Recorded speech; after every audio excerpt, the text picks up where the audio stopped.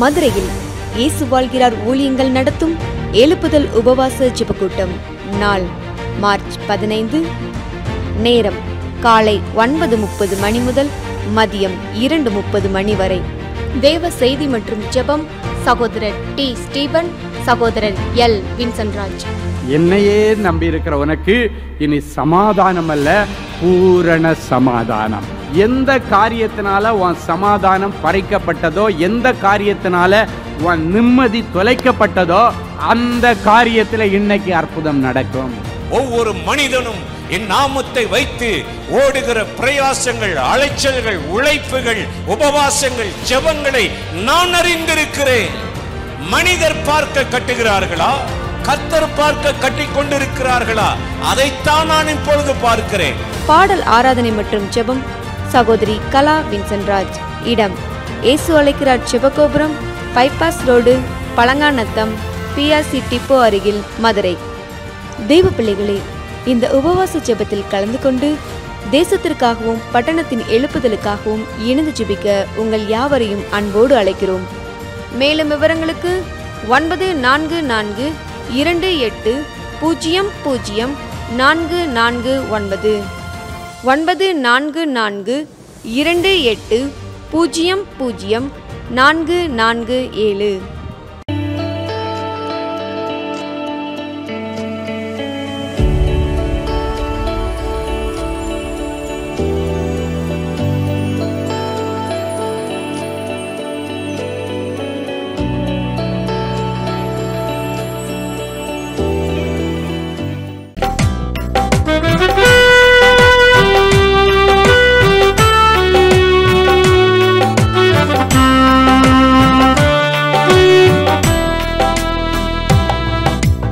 ராஜாவே தேவனே வேண்டுதலை கேளுமையா, என் கர்த்தாவே காருண்யரே கண்ணீரை துடையுமையா.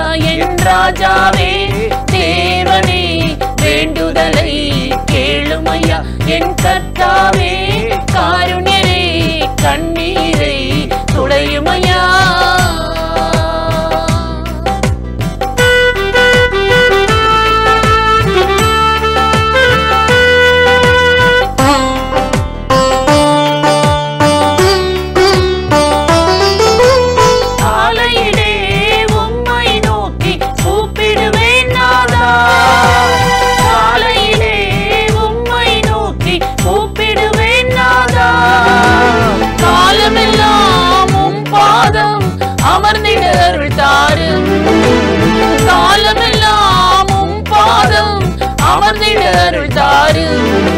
என் ராஜாவே என் தேவனே, என் ராஜாவே என் தேவனே, என் ராஜாவே தேவனே வேண்டுதலை கேளுமையா, என் கர்த்தாவே காருண்யரே கண்ணீரை துடையுமையா.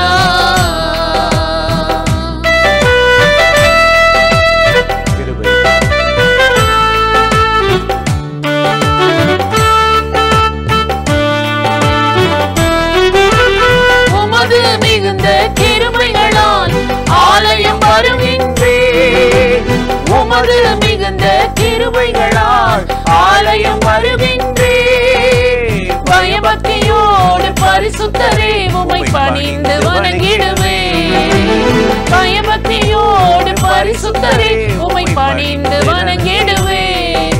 என் ராஜாவே என் தேவனே, ராஜாவே என் தேவனே, ராஜாவே தேவனே வேண்டுதலை கேளுமையா, என் கர்த்தாவே காருண்யரே கண்ணீரை துடையுமையா.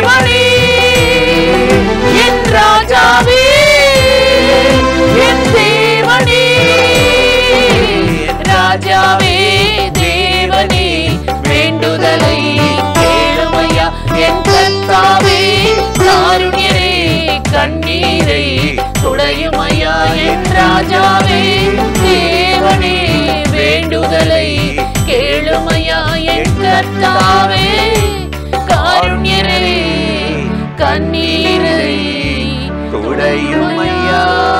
அல்லேலூயா. பிரியமானவர்களே, ஆண்டவராகிய இயேசுவின் நாமத்தினாலே இந்த காலை நேரத்தில் இயேசுவை தினம் பார்ப்போம் என்ற இந்த நிகழ்ச்சியின் மூலமாக உங்களை சந்திப்பதில் மிகுந்த மகிழ்ச்சி அடைகிறேன். கர்த்தர் எவ்வளவு நல்லவர்ல, கிருபையும் இரக்கமும் நிறைந்தவர். இந்த நாளிலும் கட்டாய் நம்மை ஆசீர்வதித்து மகிமையால் கிருபையால் நிரப்பி நடத்துவார். இன்றைக்கும் ஒரு வசனத்தை நான் உங்களுக்கு ஞாபகப்படுத்தி சில காரியத்தை சொல்லி ஜெபம் பண்ணுவது நல்லது என்று உணர்ந்தேன். 2 நாளாகமம் 1ஆம் அதிகாரம் 1வது வசனத்திலே சாலமோன் தன் தேவனாகிய கர்த்தருக்குள் தன் ராஜ்யத்தை பலப்படுத்தி கொண்டார். தன் தகப்பனாகிய தாவீதின் வழிகளில் நடந்து ராஜ்யத்திலே பலப்பட்டார் என்று சொல்லுகிறது. இன்றைக்கு நம்ம பலப்படணும். ஒரு வேலை செய்கிறோன்னு வைங்களே, அதில் கவனம் செலுத்திக்கிட்டே இருக்கணும். காரணம், நிறைய போட்டியாளர்கள் இருப்பாங்க, விரோதியான ஆட்கள் இருப்பாங்க, எப்போ விழுவோம் எப்போ மடக்கலான்னு இருப்பாங்க.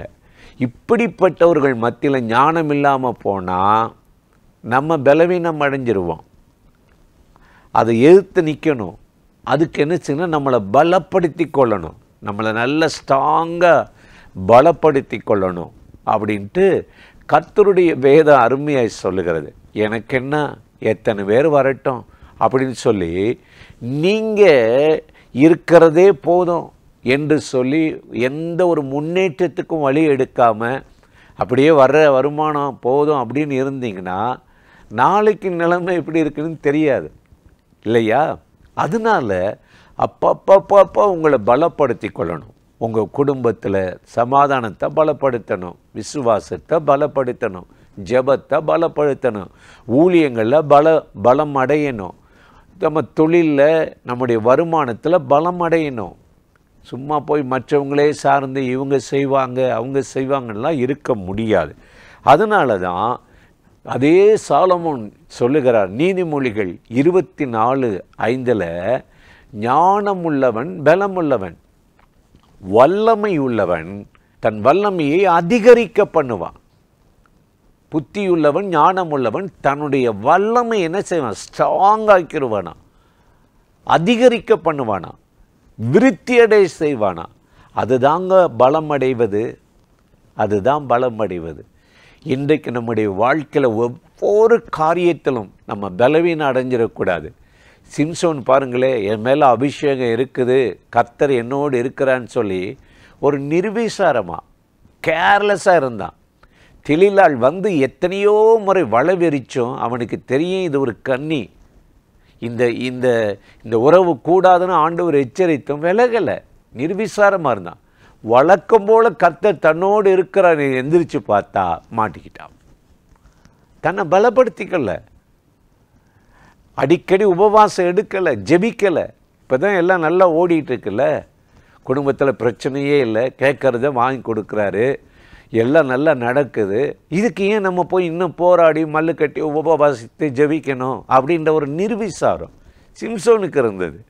ஆனால் வேதத்தை வாஸ்து பார்த்தீங்கன்னா அநேகர் தங்களுடைய ராஜ்யத்தை பலப்படுத்தினாங்கன்னு சொல்லி வேதம் சொல்லுது. யோசபாத்துன்னு ஒரு ராஜா இருந்தான். அவனுக்கும் இஸ்ரவேல் ராஜாக்கும் 7ஆம் பொருத்தம் எப்பவுமே ஆகாது. இஸ்ரவேல் ராஜா யூதா ராஜாவா யோசபாத்தை எப்போ பார்த்தாலும் மிரட்டுவான். ஆனால் அவன் தன்னை என்ன செய்தான்? பலப்படுத்தி கொள்ள. யோசபாத்து ராஜாவை பற்றி 2 நாளாகமும் 17:1 சொல்லப்பட்டிருக்கிறது. யோசபாத்து இஸ்ரவேலின் தேவனாகிய தேவனுக்குள் தன்னை பலப்படுத்தி கொண்டான். யுத்தமே இல்லைதான், போராட்டமே இல்லைதான். எதை சேர்க்கணும், எந்த ஆயுதத்தை வாங்கணும், எப்படி நம்மளை ஸ்ட்ராங்காக மதில் கட்டணும், சாத்தான் மேற்கொள்ளாமல் என்ன செய்யணும்னு சொல்லி தன்னை உள்ளான மனுஷனை பலப்படுத்தி கொண்டே இருந்தார். இன்றைக்கு நம்மளை பலப்படுத்தி கொள்ளாமல் போனால் சாத்தான் மேற்கொள்வதற்கு முயற்சி பண்ணுவான், சிறைப்படுத்த பார்ப்பான், நம்மளை தடுக்க முடக்க நினைப்பான். அதனால் வேதத்தில் நம்ம பார்க்கும்போது அநேகர் தங்கள் வழிகளை நேராக்கி பலப்படுத்தார். யோதாம்னு ஒரு ராஜா இருந்தான். நீங்கள் வாசித்தால் 2 நாளாகமம் 27:6 யோதாம் தன் தேவனாகிய கர்த்தருக்கு முன்பாக தன் வழியை நேராக்கி பலப்படுத்தி கொண்டான். வழியை நேராக்குனானா, என் வழி கர்த்தருக்கு மாறுபாடாக இருக்கக்கூடாது, சரியாக இருக்கணும், தேவன் விரும்புகிறத செய்யணும். ஏன்னா நம்ம வாழ்கிற உலகம் பொல்லாத உலகம், கோணலும் மாறுபாடுமான உலகம். ஒவ்வொருத்தரும் ஒன்று சொல்லுவாங்க செய்வாங்க.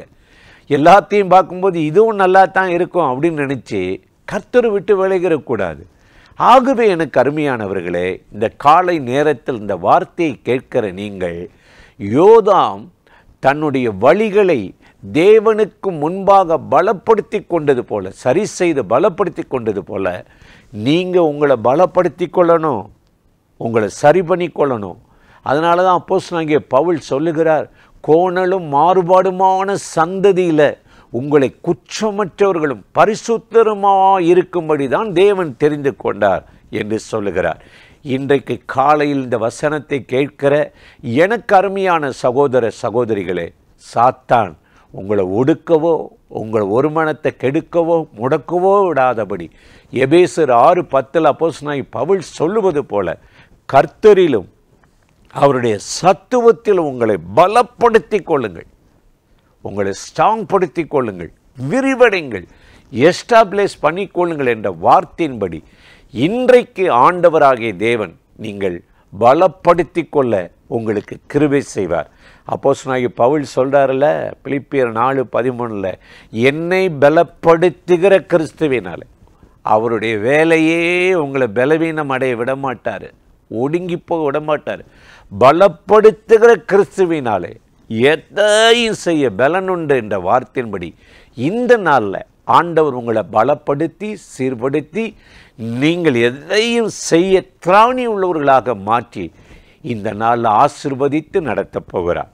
அந்த தேவாதி தேவனை நோக்கி நாம் ஜெபிக்கலாமா? அன்பும் இரக்கமும் கிருபையும் நிறைந்த நல்ல ஆண்டவரே, இந்த ஆசீர்வதிக்கப்பட்ட நாளுக்காக, நேரத்துக்காக, கிருபை இரக்கங்களுக்காக உமக்கு நன்றி.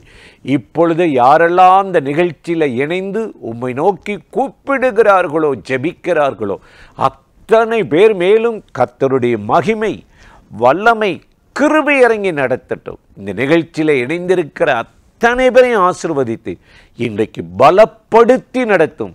பலவீனம் அடையாதபடி பிள்ளைகளை பலப்படுத்தி நடத்தும்.